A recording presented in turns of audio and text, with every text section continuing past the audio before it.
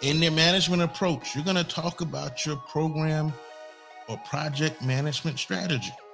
Now, at a very high level, I keep hearing people tell me that management approach is submitting an invoice.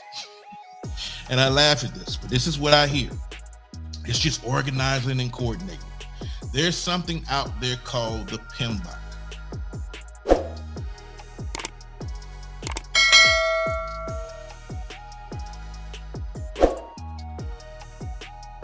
Hello, welcome to my channel. My name is Curtis A. Merriweather Jr. As many of you guys know, in 2020, I was named a game changer by the White House Policy Advisor for Entrepreneurship and Innovation.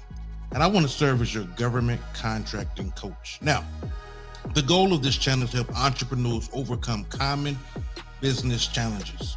We do this by providing education, consultation, and training support services as you navigate the government contracting terrain. Now, our channel is unlike other channels because it's based on 26 years of progressive experience, coupled with advanced business education and lessons learned. And we want to help you by lowering your learning curve and help you accelerate your timeline to actually become cash positive as a government contracting entrepreneur. Now, if you have not already visited our website, please go to our website that's on the screen and take a look around. I'm sure you'll find some offerings that will be beneficial to you in helping you in your government contracting journey. If you want to go straight to our course store library, you can follow the URL on the screen and you can see our course offers. Now, I have a special announcement. This weekend, Sunday specifically, is my birthday. So to celebrate my birthday, I am offering a 20% off coupon code, and that code is birthday, all capital letters, BIRTHDAY. That code will expire on midnight, or 11:59 p.m. Eastern Standard Time on my birthday. So you have this weekend to take advantage of our two flagship courses, which is the 8-figure government contracting mastery 5X program bundle and our newly released program, government contracting for barbers and cosmetologists. So if you put in coupon code birthday, you'll get a 20% off coupon code, and that will expire on midnight of my birthday, which is April 30th, 2023 of this year. So May 1st of this year, that coupon code will not work. So if you've been looking at taking the course and you have the cash available, I would encourage you to jump on that coupon code, because quite frankly, I don't know when we're going to do another sale. So hopefully that you'll be able to take advantage of that opportunity. Now, before I jump into my topic today, if you have not already, I want you to smash the subscribe button. I want you to like, and I want you to share. If this content has been helpful to you in any way, I definitely want to get you involved, and definitely go back and watch some other videos. We're providing a lot of actionable content on this channel. Unlike the other government contracting channels that I see here, we just offer a unique perspective. Our content is very much differentiated from a lot of the other YouTube channels that I've seen. Now, today I have a great topic. I want to talk about the 5 things to consider when priming or before priming a government contract. I get this question a lot, and this question is actually came about, or this topic actually came about by talking to my students. Right now, we're doing one-on-one strategy sessions with all of the students in the 8-figure GovCon community, and this is where I go in and I make sure their strategy is strong so they can build strong, scalable, actionable businesses that will do 6, 7, 8. Some of them will even do 9 figures in the future. So we're making sure we build a solid foundation. So in one of the recent strategy sessions with my students, and hopefully I'll be done with all of our current students with their one-on-ones, hopefully be done with them in the next couple of weeks. But this question came about as a result of a conversation with the student. And I've gotten this question so many times that I wanted to do a brief video on it. because I'm assuming that if my current and active students are having this question, then you in YouTube land are probably having the same question. If you're thinking about priming, there's an abundance of information on the internet talking about priming government contracts. And the reality is, every company out the gate is not ready to prime. Now, there are a lot of you that are, especially those who have existing businesses. So I compile what I think are the top 5 things you should be considering when you're thinking about pursuing a prime contract. I always say this: it does not take rocket science to win a government contract. If your price is low enough, you can win a contract. Now, I do not advise the low cost strategy. And oftentimes I see new government contractors not understanding their pricing and adding this nominal figure on top, and they're trying to win contract, which is a horrible strategy, by the way. But it's one of the strategies that I hear far too much of. And this comes from just a lot of the information in social media land, for lack of a better term, is just incomplete. It's invalid. A lot of what I've seen, there's a lot of misinformation, and I'm seeing a lot of government contractors get in trouble. How do I know? Because if you look at my DMs, people are winning some of these contracts, 2 million, 6 million, 3 million. I am not impressed at all by the size of your government contract award. With a little bit of time, I can show you how to win a contract. But that's not the issue. The issue is folks are winning these contracts, they're shouting out these big dollar amounts, and it sounds impressive. But a few weeks later, I often get a DM because they in over their head. They didn't understand their pricing strategy. And oftentimes they're trying to maintain or keep the contract profitably while still following the rules of the FAR. I've seen this DM far more than I care to mention. So I wanted to create a video that will hopefully shed some insight into this. I do not want you to be the low cost leader. Okay. I don't want you to be that person, because many of these people that you're seeing winning contracts in social media land are not keeping the contracts. I'm not impressed by you winning a large contract. I'm impressed by you successfully and profitably maintaining that contract long term and being able to repeat a repeatable process. I'm also not impressed when you're bidding a bunch of unrelated contracts. Today you're bidding on Boeing engines. Tomorrow you're doing painting contracts. I'm not impressed. That shows a complete lack of sophistication and lack of business acumen. You don't see Lockheed Martin bidding everything under the sun. They bid things in very defined swim lanes where they can provide corporate value. But that's a conversation for a different day. Let's jump into the 5 things you should be considering before priming a contract. Number 1. So as I go through this list, you are probably going to come up with some things that you should be evaluating. And you're going to determine and you're going to find out your readiness for said contract. Just because you're in a position to bid one contract don't mean you're in a position to bid all. So here's some things that are in no particular order. Here's some things you need to consider before priming. Now, I made a previous video talking about a very high level proposal strategy, looking at section C, section L, section M. I'm not going to repeat that, but at the end of the video, I will post it at the end so you can go and kind of get an intro primer. It's not going to make you an expert in proposal strategy, but it's probably going to give you more insight than what you may currently have about how to at least evaluate a solicitation that you found on sam.gov. Now, I made videos, a bunch of them, or a few times I made videos where I reference, if you just found the opportunity on sam.gov, you're probably already behind the 8 ball. I'm not going to go down a rabbit trail with that today, but I hope you're not being reactive. I hope you're learning how to be proactive by listening to the content on this channel. Far too many government contractors are reactive and they're bidding stuff on sam.gov. No customer intimacy, don't understand the target market, maybe not even understand the service offerings, and their strategy is to bid low and to bid often, and the strategy is not sustainable. But I digress. So the first thing you need to be considering is, do you have relevant and verifiable past performance that are similar in size, scope, and complexity? Now, when you find an opportunity on sam.gov, and hopefully you've done a little bit of homework, does your past performance that you have that is verifiable, Can it be verified? Can a program manager or contracting specialist or a subcontract administrator verify and validate that you have past performance that's similar in size, scope, and complexity based on the statement of work for this current work you're looking to bid? This is hugely important. If you're looking at I'm gonna just make an arbitrary number. If you're bidding a $10 million contract, do you have at least $2-3 million of past performance you can cite? Now, what is a past performance request, you may be asking? Past performance has a few key components. Number one is what we call a period of performance. This is a government contracting term. Period of performance refers to the start date and then an end date of a contract. Now, a contract can be ongoing, and if you have successful past performance thus far, you can use that current contract. And if the contract is ended, typically it's going to be within 3 to 5 years of that contract termination.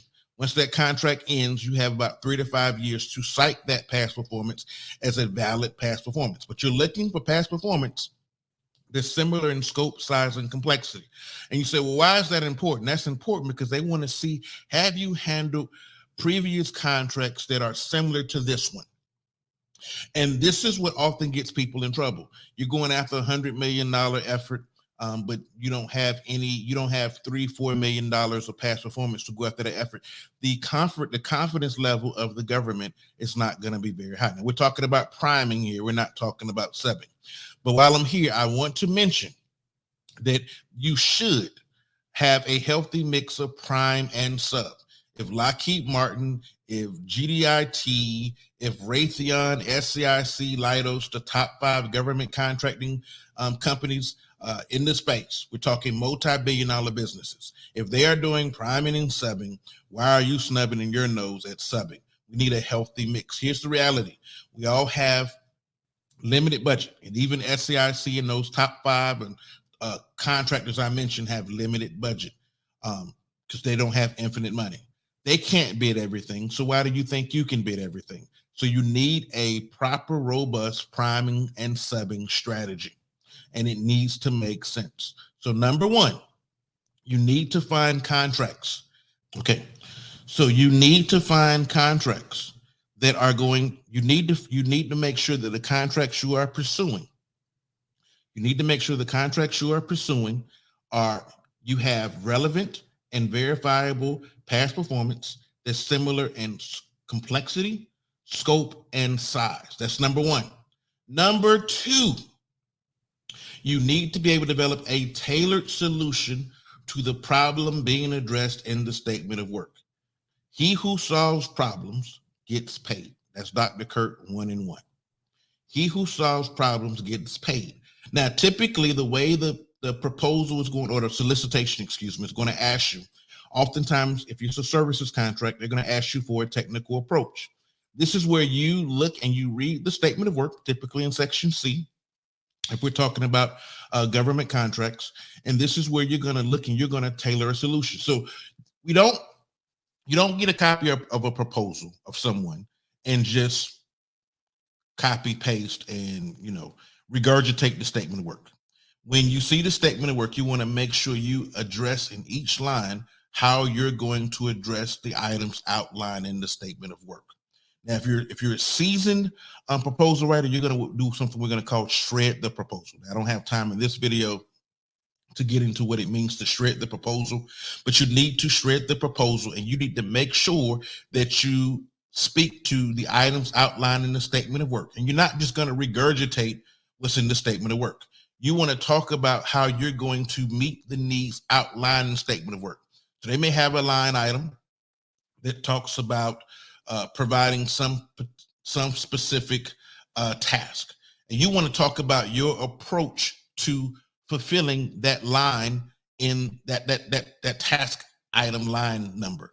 I hope that didn't confuse you, but I want you to make sure you're not just regurgitating back to the government what they're saying in different words. I need you to come up with different strategies in your technical approach for how you're going to answer the mail.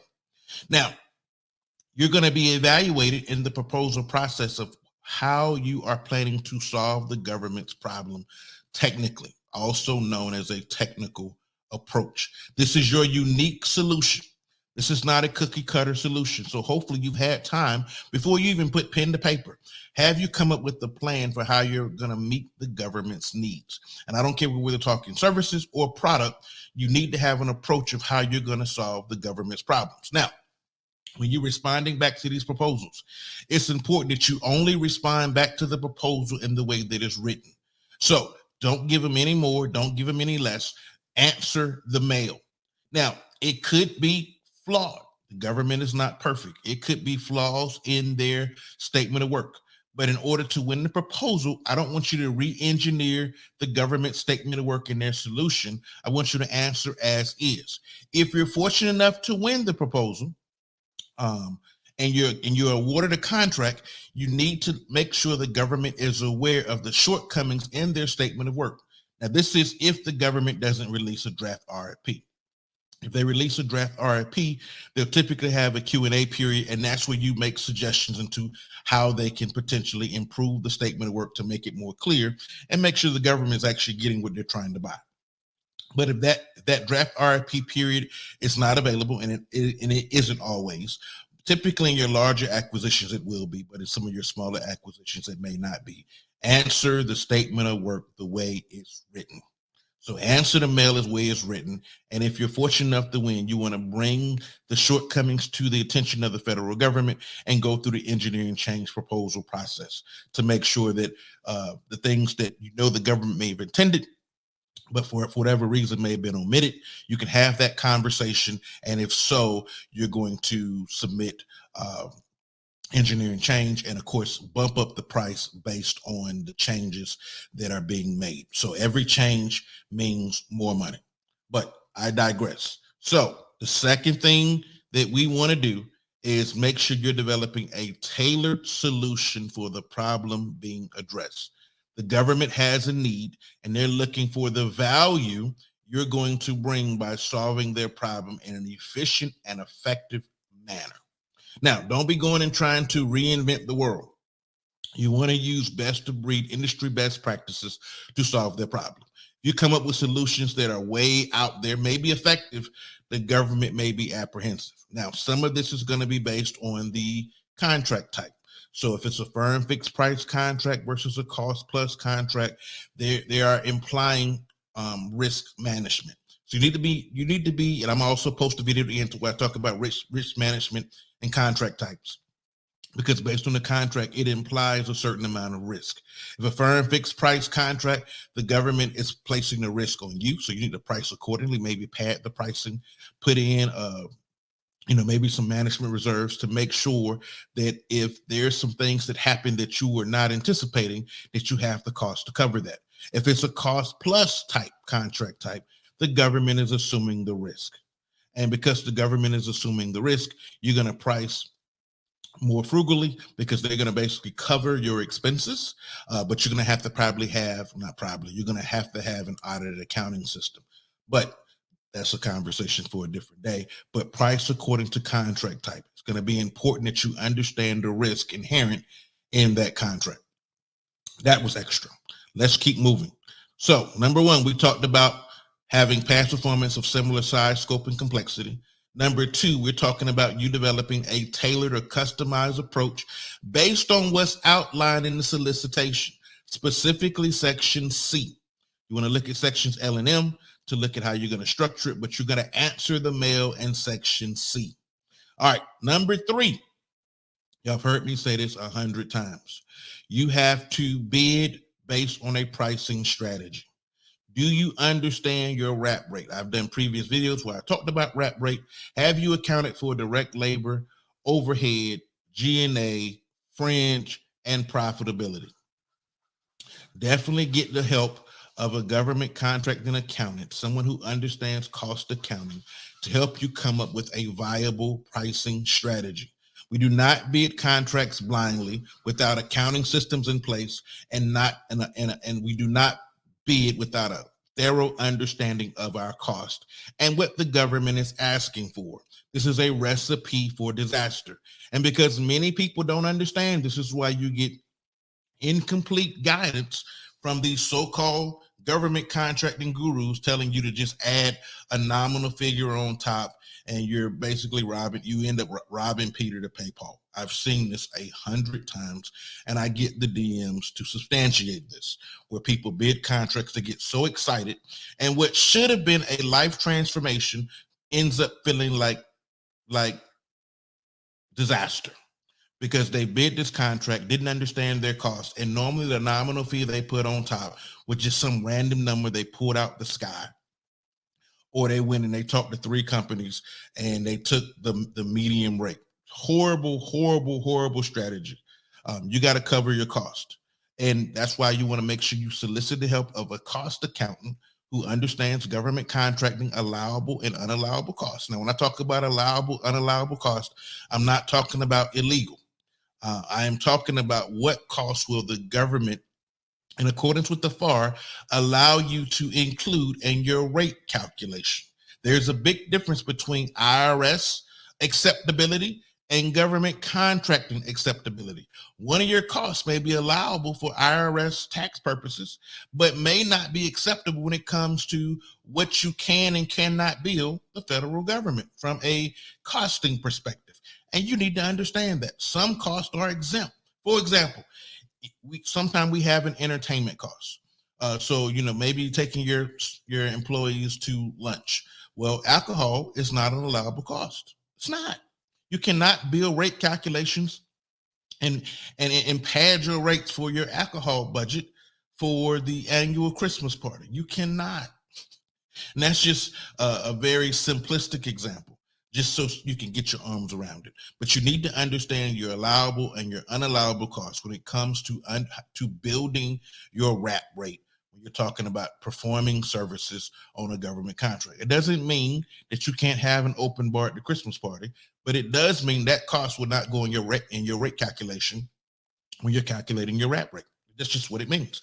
If you've done any work in the federal space, if you've been on per diem and you go on government travel, when you send your receipts in to be reimbursed on your government credit card, if you work for the federal government before, they're not paying for your liquor and your beer tab. They're not. And the same thing is true if you're on the government contracting side. They're not paying for that. And so if that's something you want to do for your employees, great. But just recognize that you can't build that into your RAP rate cost calculation that you're going to end up extending to the government via proposals and contract awards. You can't include that cost. But let me move on. Okay, so the third thing we talked about was pricing, understanding your pricing strategy. And I'm gonna say this again: pricing strategy should be based on contract type. Your pricing strategy for a firm fixed price contract is going to be different when compared to a cost plus contract or a T&M. Those are the 3 primary contract types. So you got a T&M, time and material contract, which is like a hybrid or a blended contract type. You have a firm fixed price contract, and you have your cost plus contract. Each contract type has inherent risk. You need to understand the pricing strategy based on contract type. So your pricing strategy is going to be based on what's outlined in Section C of the solicitation. We're talking about an RFP. RFP is request for proposal. This is what you're typically looking for on sam.gov. You'll also make sure your submission is going to be consistent with Section L and M, because you got to submit a compliant proposal for a consideration for an award. You want to make sure your pricing strategy is aligned with what's outlined in Section C and the contract type. But let's keep moving. I don't want to make this an hour video. Number 4, you need to be able to develop a tailored solution to the problem addressed in the statement of work. Now, we talked about a technical approach. Now we want to talk about a management approach. In the management approach, you're going to talk about your program or project management strategy. Now, at a very high level, I keep hearing people tell me that management approach is submitting an invoice. And I laugh at this, but this is what I hear. It's just organizing and coordinating. There's something out there called the PMBOK, the Project Management Body of Knowledge, which has several process areas. I think it's 5 off the top of my head, from from planning, from executing, monitoring and control, and contract closure. Those are the major process areas. And there's several knowledge areas from the initiation of the contract all the way through stakeholder engagement. Now, there are a bunch of different sub processes in there. You do not have to implement the entire PMBOK process, but you need to be able to pick and choose the areas that are relevant to your contract. A good, effective project management or program management strategy says if something happens to key members of your team, can they read this document, understand what's happening, and keep the project ongoing? The job of project management or program manager is to maintain the cost, schedule, and quality of that program. So it's more than you just coordinating or sending invoices.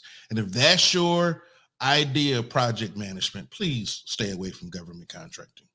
Again, I told you, get you a good copy of the PMBOK.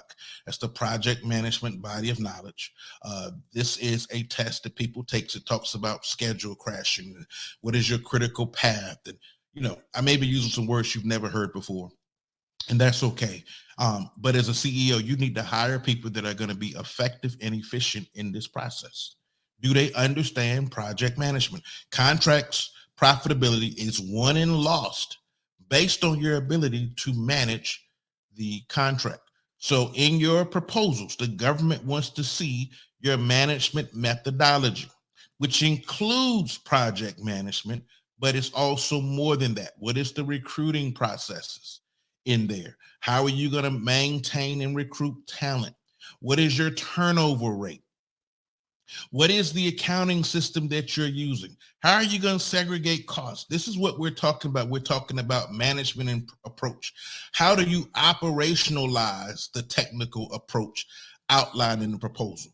What back office tools and processes and systems do you have in place to successfully execute this contract? What is the reporting structure? Are you going to send your invoices in on time? What should the invoice, how should it be structured? Are you keeping up with the current amount and the cumulative amount so that the government at a snapshot can look at the invoice and find out what's your burn rate what's the burn rate for the contract task order? These are the things you need to be considering. Now, as I go through these, you're probably finding out that you are not quite ready to be a prime yet. I often recommend a lot of businesses start off as a subcontractor. Many new businesses do not have the infrastructure and policies in place. Now, whether you want to prime or sub, I can help you with that process. But you have to be honest with yourself and see, do you have the processes and procedures in place to be an effective prime? I'm not interested in the one and done. I want to see you have repeatable, scalable business. As many of you already know, government contracting changed my life, and it can change yours too, but I want you to enter the space smartly. Smartly. What is your management approach? What type of organization do you have? Is it a classical organization? Do you have a matrix-based organization? Do you have a project management-based organization? Should you have a PMO in place? A program management office? These are things you need to think about. And it's going to be dictated by a lot of factors, one of which includes the statement of work. But why is your organization organized the way that it is? Are you a weak matrix organization, a strong matrix organization? Who has the power? Is the power at the top of the organization with the C-suite, or is the project in the project management PMO office because they basically own the effort? These are things you need to consider. So it's not just you writing a proposal. You need to do this. I call it the solutioning. Before you submit that proposal, have you read the proposal? Have you put together a solution specifically for that contract opportunity? Do you need to put new cost pools in place to blend the rate to be more competitive? That's a strategy that we'll see typically our largest businesses employ, but it does not negate the fact that you need to have a healthy understanding of the pricing strategy, which is going to be supported by the management and technical approach. Okay.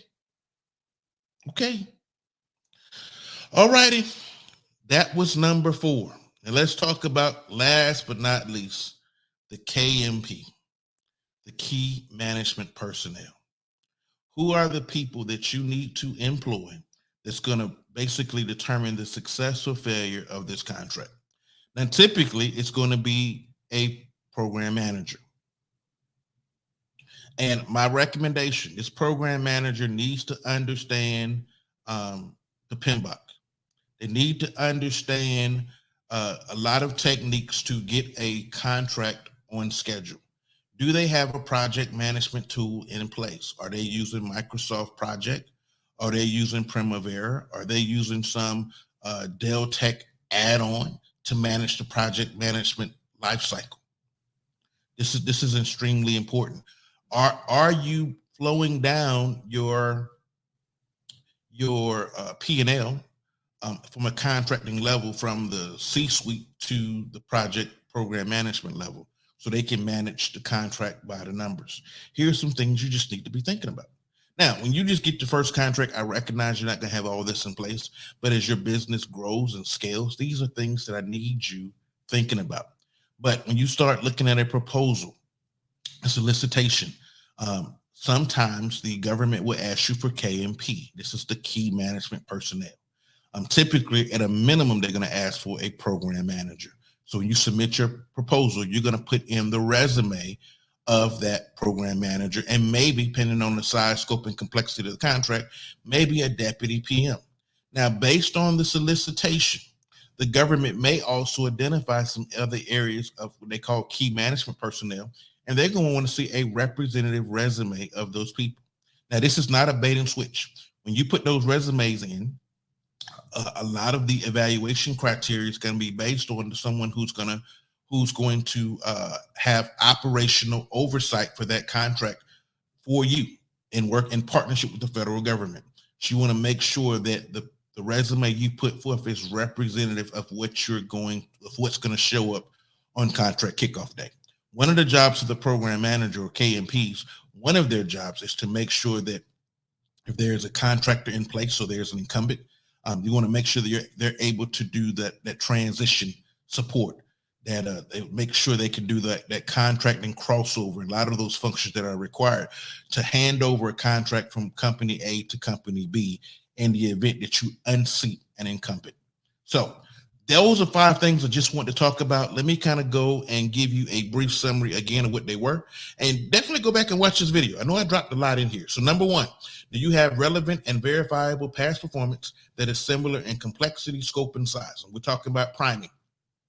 Number 2, have you or are you able to develop a customized or tailored solution to address the problem being outlined in the statement of work? Number 3, is your pricing strategy based on contract type? Number 4, are you and have you developed a tailored solution to address the problem outlined in the statement of work? How are you going to manage that effort? Have you come up with a management approach based on the organizational type? If you have a PMO in place, that project management based organization is going to be managed a lot differently from a classical organizational hierarchy. And it's going to also differ from a matrix organization, whether that's a weak or strong matrix organization. So have you identified the management approach, based on the organizational hierarchy? And then last but not least, who are going to be the key management personnel you're going to employ to make sure that your contract is going to be successful? Now, what I said sounds like a lot. And what I hope it did was alarm you that you may not be quite ready to be a prime contractor yet, and that's okay. I started out subbing. We still do both prime and sub. Lockheed Martin, the big guys, the top 100 government contractors in the United States, all of them have a hybrid approach of priming and subbing. And so you should have a hybrid approach of priming or subbing too. But that's all I have for this video. If you have not already, I want you to like, I want you to share, and I want you to subscribe to the channel. And I look forward to seeing you in a future video. Until next time.